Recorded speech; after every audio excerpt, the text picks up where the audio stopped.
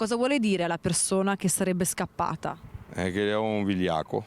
Una strada provinciale stretta, 2 camion provenienti da corsie opposte, una tragedia sfiorata, ma soprattutto un mezzo in fuga. Erano le 9 del mattino quando Onei di Fonte, in via Castellana, un'autocisterna carica di siero uscita di strada, un impatto violento, il camion in un primo momento rovesciato, si è poi schiantato contro il muretto di un casolare a pochi passi dalla carreggiata. Avevo il camion che mi invadeva la mia corsia.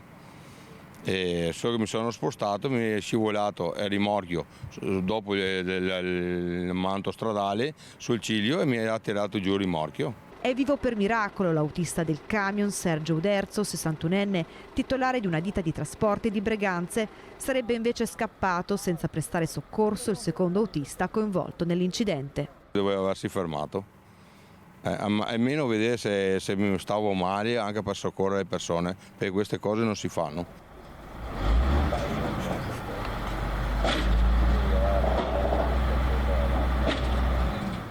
Uno svincolo chiave è quello di via Castellana, una provinciale che collega la Pedemontana al centro di Onei di Fonte, già teatro di numerosi incidenti stradali, almeno 7 da inizio anno. Noi stiamo chiedendo alla provincia di intervenire quanto prima, nel minor tempo possibile, per un allargamento di tutto il tratto e servire la strada in maniera idonea ed equa. È un tratto pericoloso e noi non intendiamo più sopportare oltre questo disagio.